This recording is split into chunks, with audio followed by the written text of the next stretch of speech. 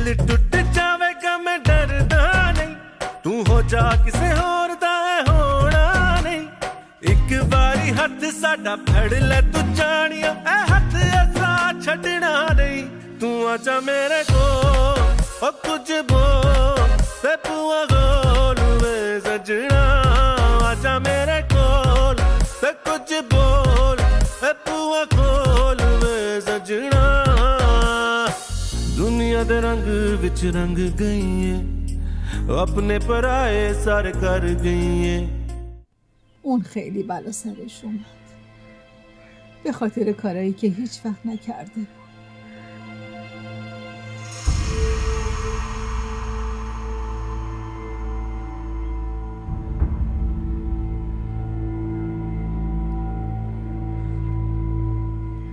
یعنی چی؟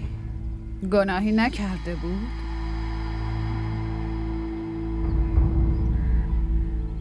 خودت میدونی که به کی تهمت زدی. من هیچ وقت بهش تهمت نزدم. اون خودش همینطوری بود. شورشو در آوردی. بس کن طاهره، بس کن. شورشو در آوردی. راست میگم. آدمی که حتی نمیخواستم ریختشو ببینم دخترش پسرمو گول زد و باش ازدواج کرده. هیچ کسی هم نفهمید. وظیفه پدر پسر قبل ازدواج تحقیق کنه ولی نه خیر، پدر پسر میگفت عاشق همن. حالا این ازدواج چه اتفاقی بوده؟ چه از عمد پیش اومده؟ فائزه تو این خونه میمونه. یه زندگی دیگه نابود نمیشه. این زندگی همون موقعی نابود شد که اون دختر پاشو تو این خونه گذاشت. حالا هم فهمیدم که برای چی تو زندگی نازی و الینا اون اتفاقا افتاد. این دختر اومده که همه ما رو از بین ببره، میفهمی؟ اومده ازمون انتقام بگیره. انتقام نه، اومده حقش رو بگیره. حقش رو میخواست، خودم مینداختم جلوش. ولی این دختر اومده بود فریبمون بده. آدم مکارم سزاش اینه که دوباره پاشو اینجا نذاره. نمیذارم بیاد.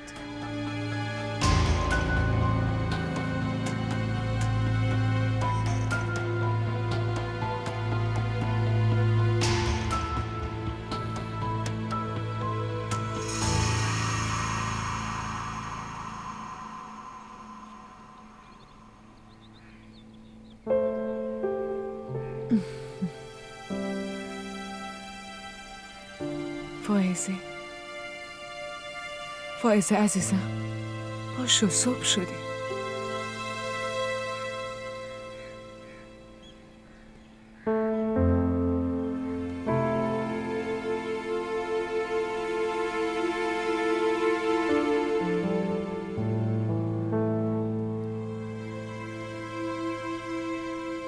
صبح نشده ماما،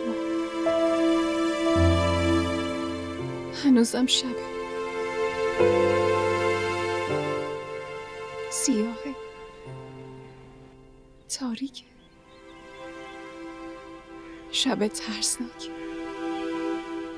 این حرفا چیه میزنی؟ من خیلی قوی بارت آوردم دخترم. چطوری اینقدر ضعیف شدی؟ از همین حالا کم آوردی؟ قوی نه، من دروغو بار آوردی. آدم دروغو هم بالاخره یه جا کم میاره.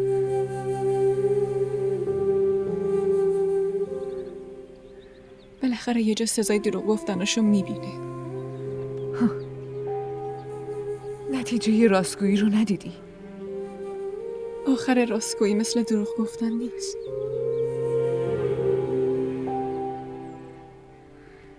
من هم مطمئن بودم که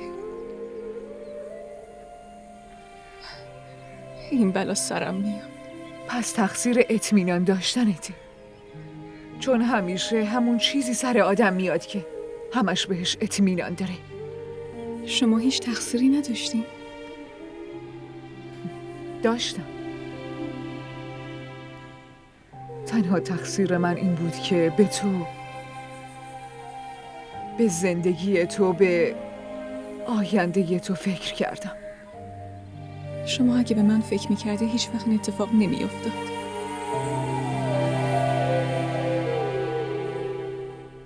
اصلا به من فکر نکردی. فقط انتقام گرفتی. انتقام خودتون. انتقام خودم؟ فقط انتقام خودم؟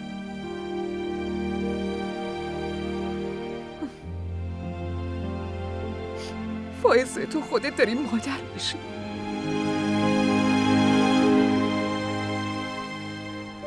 خدا نکنه اون روزی رو ببینی که به خاطر اشتباه یه نفر دیگه بچت محرومیت بکشه و کمبود داشته باشه.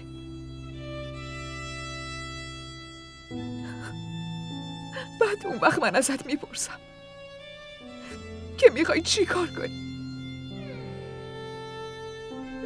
که چی کار میکنی؟ انتقام میگیری یا میبخشی؟ من هیچ وقت نتونستم ببخشمشون فائزه. هنوزم نمیتونم.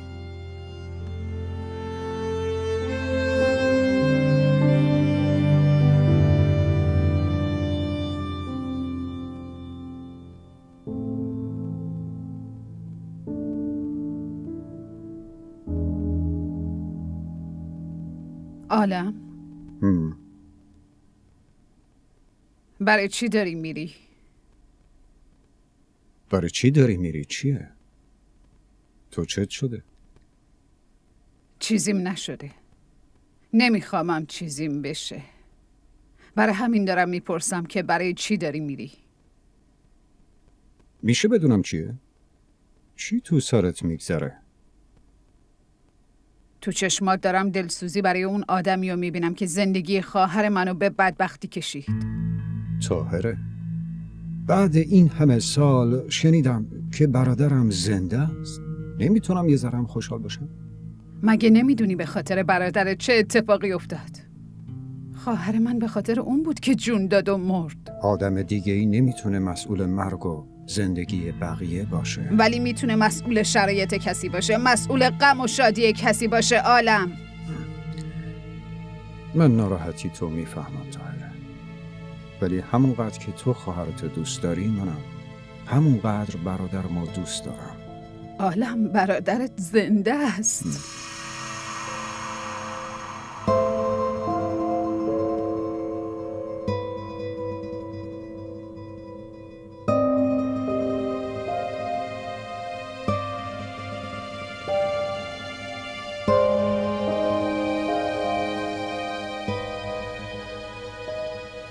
این اوضاع مگه درست میشه؟ همه چی درست میشه. تازه هم توی هر خونه یه مشکلاتی هست دیگه. ولی این همه مشکل، اونم مشکلاتی در این حد. ریشه ی همه این مشکلات تو خونه خودته. میدونم، ولی اون نمیخواد از این خونه بره. چی کار کنم؟ بعدشم اگه روابط محکم باشن یه آدم غریبه نمیتونه کاری کنه، ولی اگه روابط ضعیف باشن خودشون خود به خود از بین میرن. من میدونم سارا چی کار کرده، ولی یه ذره‌اش که تقصیر فائزه هم هست. هر چی که هست اون زن تابشه. الانم که بارداره. تابش باید این موضوع رو بفهمه. خب تو با تابش حرف بزن. مادرت دیدی دیروز چقدر عصبانی بود؟ آره، ولی تو هم با بابات حرف بزن و بگو این شکایت کشی و تمومش کنه. بابا میتونه هر چیزی رو از دست بده، ولی این خونه رو نه. منم نمیذارم از دست بده. اصلا چرا از دست بده؟ تو یه کاری کن، با من بیا. بیام؟ الان؟ کجا؟ من این قضیه رو همین امروز تمومش میکنم. کارم که تموم شد برات میگردونم اینجا. با من بیا. بیا دیگه.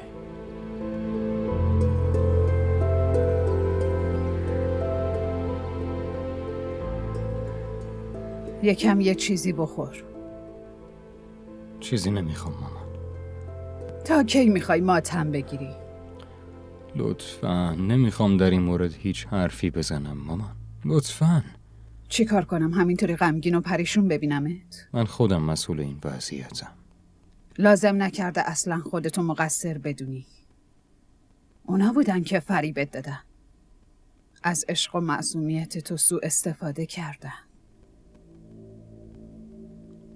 من براش چه کارا که نکردم؟ چقدر بهش محبت کردم. آدما لیاقت محبتو ندارن.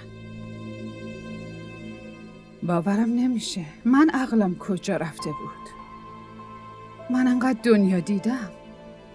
بعد اونها اینطوری با هم بازی کردن. قضیه کوچیکی که نبود. عروسی پسرم بود. عروسی تک پسرم بود. خودمم توی این قضیه مقصرم. نه مامان، شما هیچ تقصیری ندارین. من دارم. خودم برای زن و زندگیم تصمیم گرفتم. برای همین باید تقاضاشو پس بدم. نمیخواد اصلا نگران باشی. مادر این دخترم چند سال قبل سعی کرد این خونه رو به گند بکشه ولی نتونست. دخترشم نمیتونه. این مادر و دختر با هم دیگه هم باشن نمیتونن این خونه رو نابود کنن. هیچ وقت.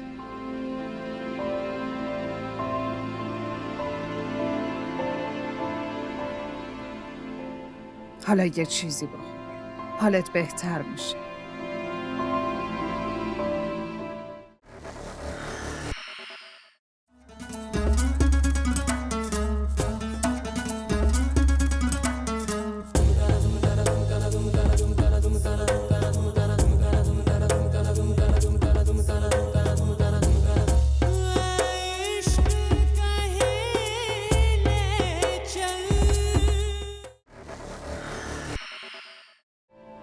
اون فکر میکنه همه چی تقصیر منه. نه از اتاقش بیرون میاد، نه با کسی حرف میزنه. خوب میشه. خوب نمیشه. نه خوب میشه، نه به حرف کسی گوش میکنه. نمیتونیم که بهش بگیم عاشق نباش. ولی مامان، قضیه ما خیلی فرق داشت. ما دوتامون مثل هم فکر میکردیم. بین اون دوتا سوء تفاهم ایجاد شده. یه سری سوء تفاهمه که داره دور میشه. دیشب شاه علم اومد تو اتاقم. من تو صورتش پشیمونی دیدم. شرمندگی رو دیدم. خیلی شرمنده است پسرم. اون میخواد که تو رو ببینه. مادر، ولی اون فقط موقتا احساساتی شده. آخرش همون کاریو میکنه که زنش میخواد.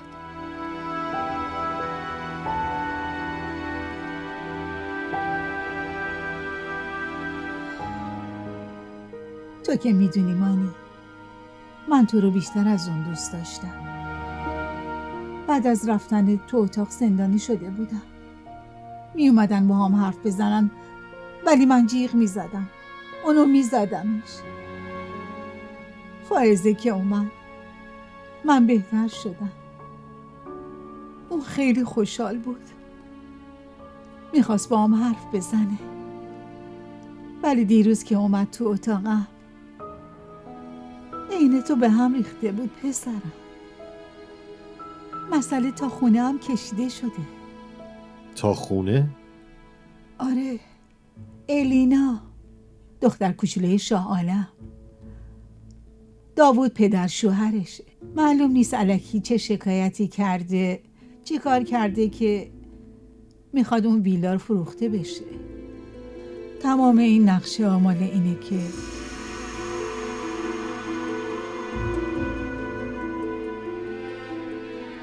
داوودم اونجا زندگی کنه.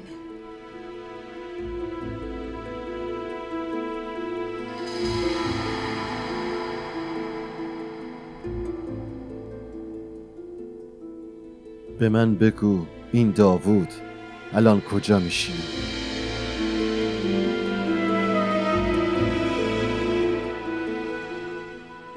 دیگه چیه میدونی؟ هیچی، فقط همینایی که گفتم. چرا قبلا به هم نگفتی؟ مگه دیگه میشه به شما اعتماد کرد؟ این چه طرز حرف زدن با منه؟ من نمیفهمم دارم چی کار میکنم. اصلا چرا این کارو میکنم؟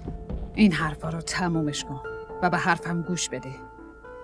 تابش تو این شرایط بهت نیاز داره. بازم داری ازم سوء استفاده میکنی ها؟ سارا معلوم نیست این فکر از کجا به سرت زده. ما هممون میخواستیم که اون از اینجا بره و الانم رفته. من فقط تابشو میخواستم. میخواستی؟ همون کاریو بکن که میگم. من تابش رو راضی میکنم که تو رو عقد کنه.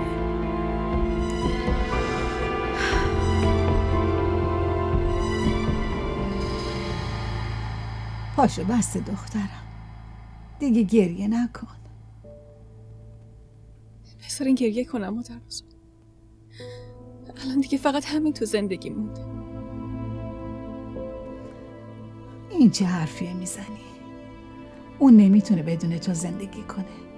حالا ببین چطور میاد میفته به دست و پات. ولی مادر بزرگ، من میشناسمش. اون حتی دیگه نمیخواد هیچ وقت قیافمو ببینه. بس دخترم، دیگه گریه نکن. مادر بزرگ قسم میخورم، من تو اون خونه به نیت انتقام رفته بودم. انتقام ظلمایی که به بابام شده بود. ولی بعد عشق تابش منو عوض کرده بود. کاملا عوض کرد. میدونم دخترم، همه رو میدونم. حالا برید و باهاش صحبت کنید. من بهش اجازه میدم با هر کی که میخواد ازدواج کنه، ولی نباید منو طلاق بده مادر بزرگ. من همه عمرمو تو همین خونه به اسم اون میگذرونم، ولی اون ولم نکنه. لطفاً مادر بزرگ.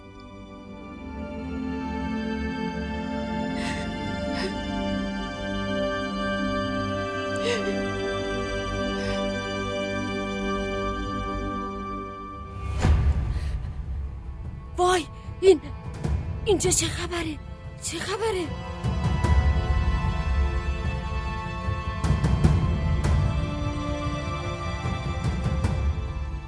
کاریو که همه زندگیم نتونستم انجام بدم، الان مجبورم نکن انجامش بدم. اون ویلا برای منه، برای برادرمه.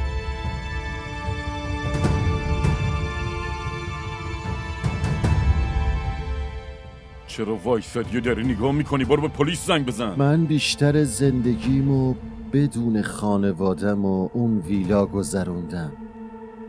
هنوزم نمیخوام تو اون خونه برم، ولی اینو خوب بفهم. هر کی بهش نگاه چپ کنه به خدا قسم جونشو میگیرم. الانم ساکت باشو. کاغذا رو امضا کن. تو امضاشون کن لطفاً. تو رو خدا امضاشون کن. تو رو خدا امضا کن.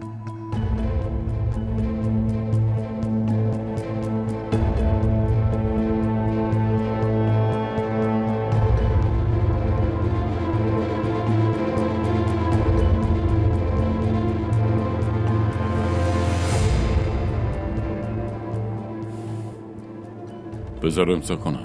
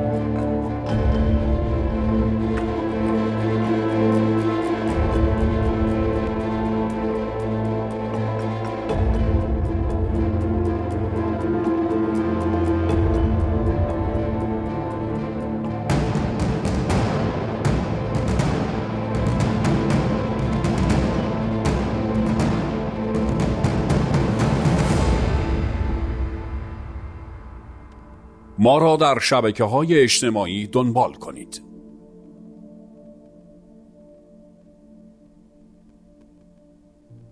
اینو بگیر.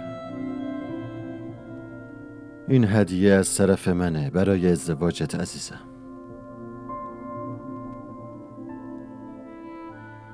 عمو،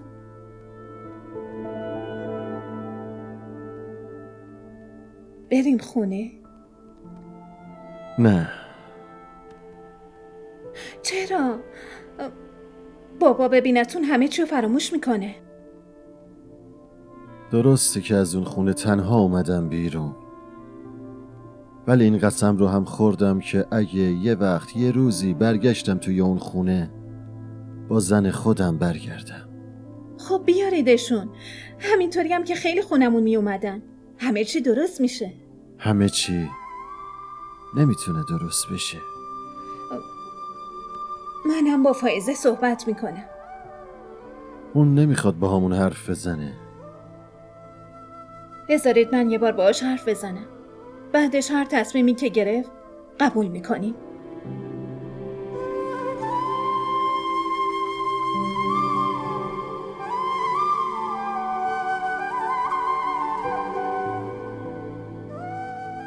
به من نگاه کن. این الان مادرته، ایشونم الان شوهرته. بهشون احترام بذار، به این زندگی احترام بذار، خوشبخت میشی.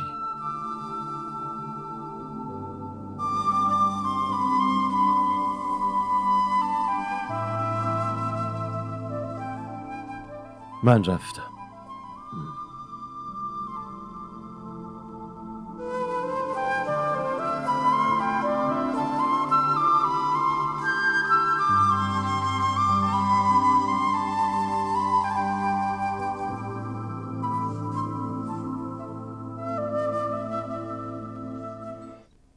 من میدونم اتفاقایی که برات پیش اومدن خیلی اشتباه بودن.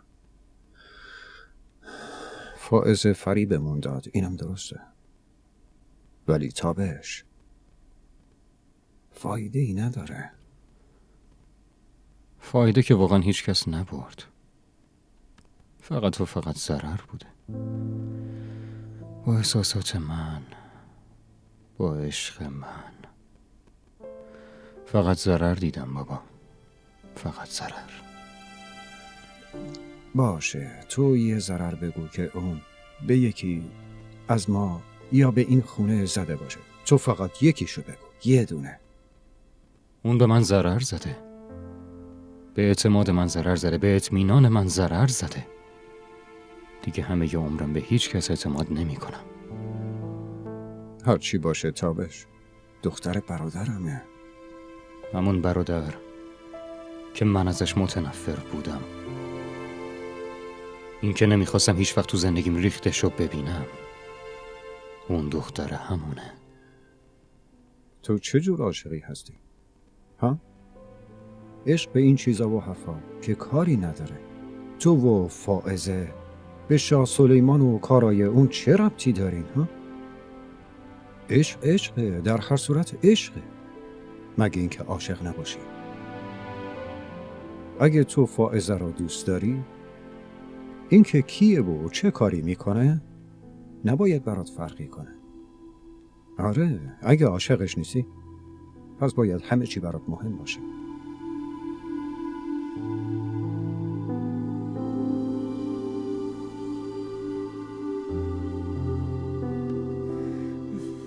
خدا رو شکر بالاخره یه چیزی خوردی. الانم استراحت کن. بعدم پسرم،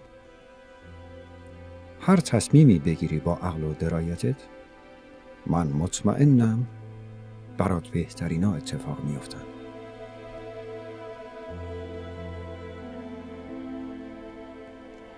من با سارا ازدواج میکنم. واقعا؟ نمیشه عاشق یه فریبکار بود. ازش میشه فقط تنفر داشت. اینکه فائزه رو دوست دارم یا نه رو نمیدونم، ولی آره، قطعا ازش متنفرم. همون کاری میکنم که شما ازم خواستید. حاضرم با سارا ازدواج کنم.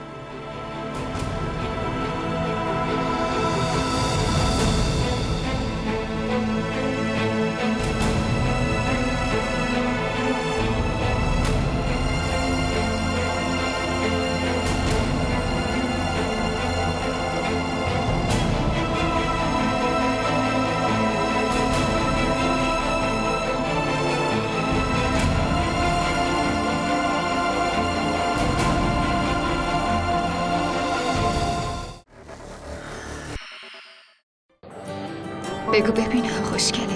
این وقتی آدم عاشق یکی میشه دیگه نمیپرسه که چقدر خوشگله. شاید اون از همه خوشگل‌تر باشه. این عشق عزیز دلم، آب نیست که هر وقت تشنت شد بگی یه لیوان آب بده. برای آب باید هزینه شو داد، به همون قیمتی که تشنه‌های کربلا پرداخت کردن.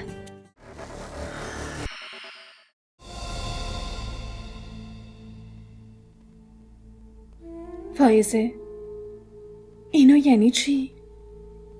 تو هدف چی بود؟ من میخواستم همتون رو نابود کنم. این زندگی رو میخواستم انتقام بگیرم برای تمام اون مشکلاتی که من و پدر و مادرم تو این زندگی چشیدیم. گرفتی؟ بعدش چی شد؟ چجوری میشه از تابش انتقام گرفت؟ چجوری میشه از همچین آدم مهربونی انتقام گرفت؟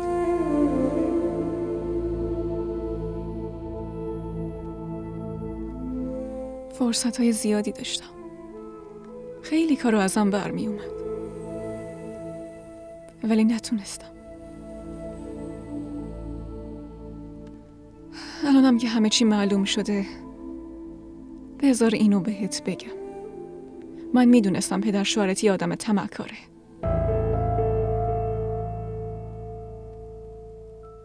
آره. قبل از ازدواجت همه اینا رو میدونستم. ولی به خاطر پدر تو من و شهریار الان با همیم. تو میخواستی خونمون رو نابود کنی، ولی به خاطر اون الان خونمون رو داریم. اون خونمون رو نجات داد. فائزه، بیا خونه. امکان نداره الینا. این امکان نداره. چرا امکان داره؟ حرفمو درک کن، همه چی درست میشه. نمیتونم بیام چون نمیتونم با تابش رو در رو بشم. تابش بیشتر از همه از دروغ متنفر بود. الانم من شدم بزرگترین دروغ زندگیش.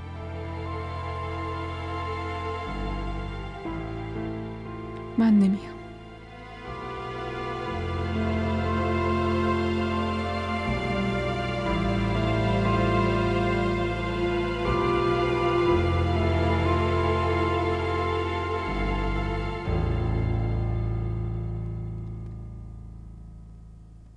من که گفته بودم قبول میکنه. کی قبول میکنه مامان؟ تابش قبول کرده با سارا ازدواج کنه.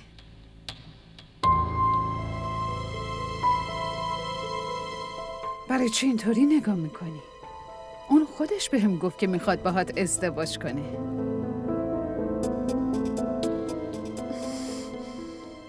ولی مامان فائزه بارداره.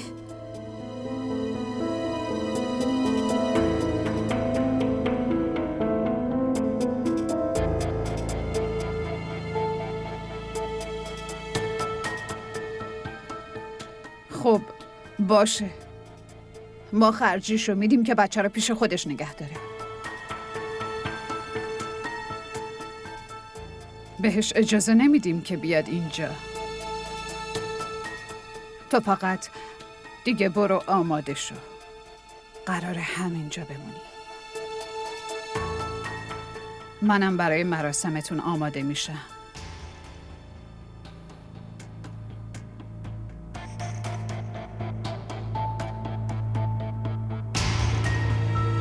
ما را در شبکه‌های اجتماعی دنبال کنید.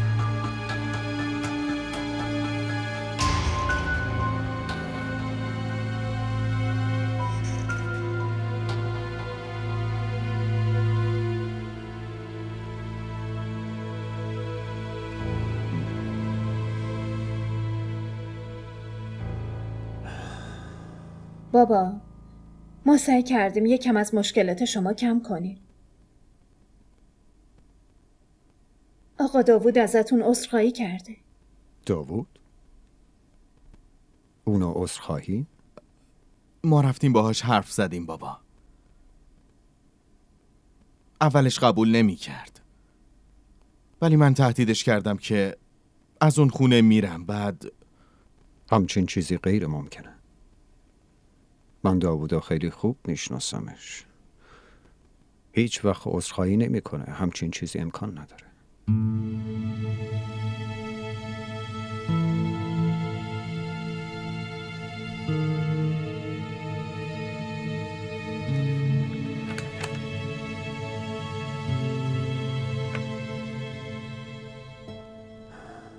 این امضا رو تو زدی؟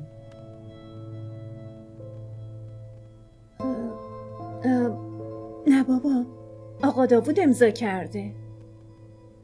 تو که قبلا هم از خونتون رفته بودی، ولی داوود اصلا بهت محل نذاشت. حالا چطور قبول کرده؟ ها؟ بابا جلوی خودم اینو امضا کرد.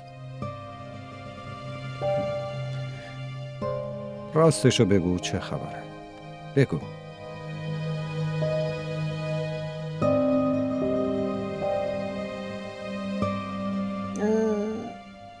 خب من اجازه ندارم چیزی بگم، ولی عمو اومده بود اونجا. شاید مادر بزرگ همه چیو بهش گفته. عمو هم اومد و با آقا داوود صحبت کرد. صحبت کرد یا بهش درس داد؟ آقا داوود چیزی نمیتونست بهش بگه. بگین بیاد خونه بابا.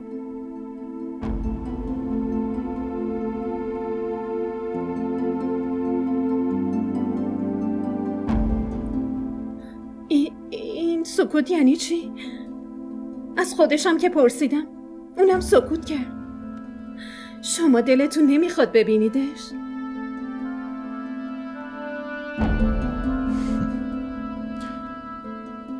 فقط یه بار ببینیدشون بابا. همه چی کاملا درست میشه.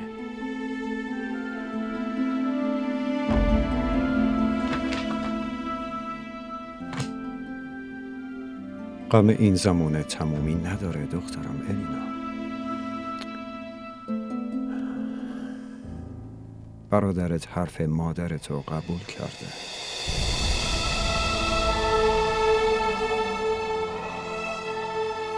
اون میخواد با سارا ازدواج کنه. چی؟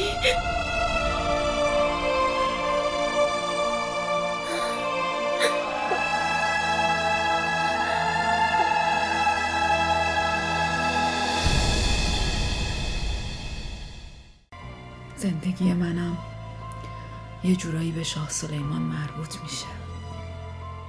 با شاه سلیمان؟ یعنی چی؟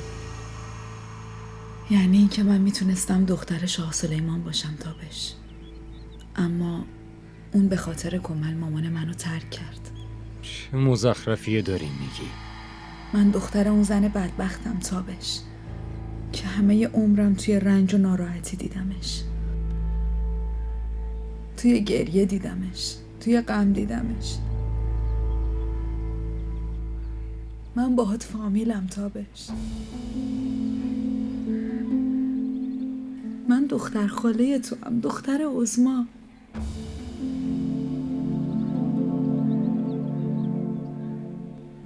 تو این کارا رو برای چی کردی؟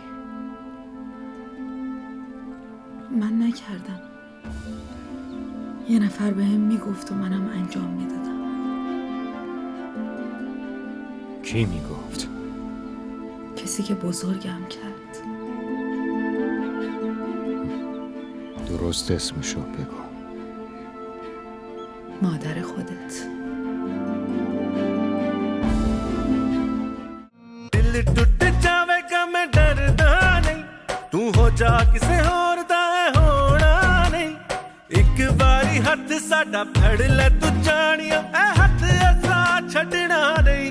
तू आजा मेरे को ओ कुछ बोल ते पुआ गोलुए सजना DDTV ارائه کننده بزرگترین سریال های درامای ترکی، کره‌ای، پاکستانی دوبله شده به فارسی می باشد. لطفاً سابسکرایب کنید و عضوی از خانواده ما شوید.